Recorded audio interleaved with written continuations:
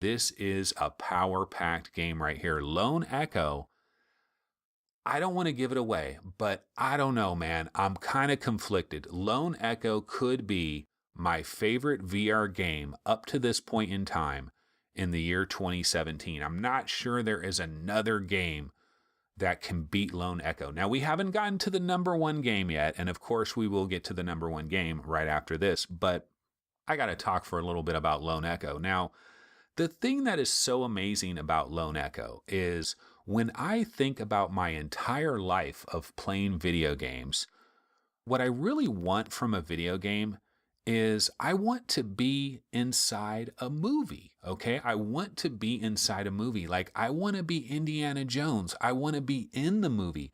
I want to be running away from that giant boulder. I want to be slashing my whip and doing crazy things. I want to be in the movie of Star Wars. I want to be the guy walking down the Death Star hallways. I want to be the guy that turns off the power generator so that the Millennium Falcon can get out of there.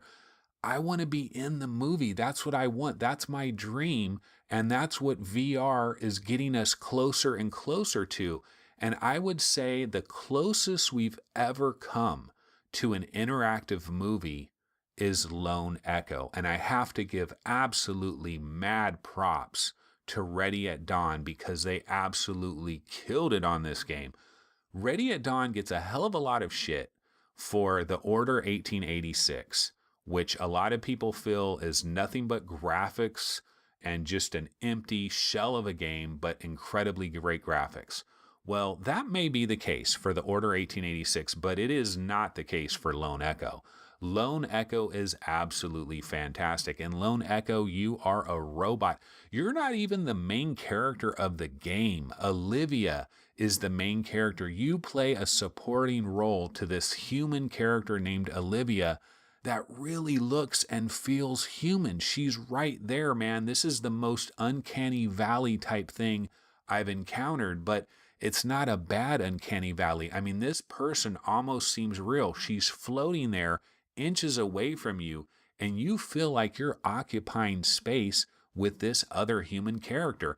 And you're in this sci-fi world. This is like a movie that you're a part of. Now, what a lot of people will say, if they want to complain about this game, they'll say, well, ultimately, if you really boil it down, all you're doing is you're moving this lever, you're moving that lever, you're using your blowtorch here, you're using your blowtorch there.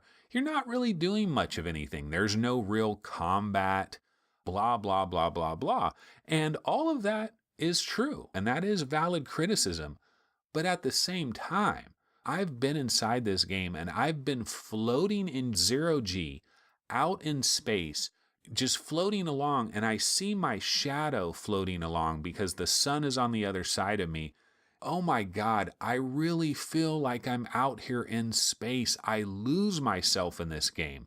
There's a certain part of this game where it almost becomes slightly horror for a very brief period of time, and oh my goodness, it really caught me off guard.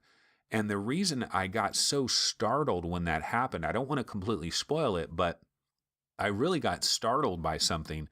And the reason I was so startled by it is because I had bought into this world. I will play this game and I will forget about the outside world. I will forget about the room that I'm standing in. I'll forget about what time of day it is. I get lost. I'm in Lone Echo. I'm in a sci-fi movie. It's the closest we've ever gotten. Mad props, absolutely mad props to Ready at Dawn. I have to hope, oh my goodness, I have to hope that Oculus will work with Ready at Dawn and maybe create another game that kind of uses this same game engine. Maybe they could put it in a different world, but it could still be a space type of thing because they've got something good going on here. The locomotion is incredible. I mean, you can move all around this world. It feels so incredibly natural. The human character, Olivia, is absolutely fantastic. We have to keep pushing these boundaries. And Ready at Dawn, man, they've pushed it farther than anybody.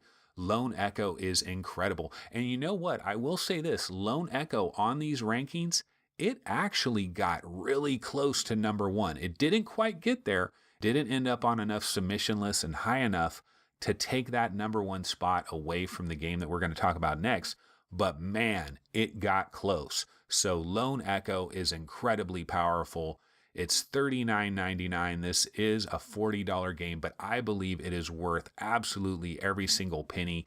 And even if you have an HTC Vive, you don't have an Oculus Rift, play this game through Revive. It is too damn good not to play. Everybody has to play Lone Echo. This is the shining example for VR right now, in my opinion.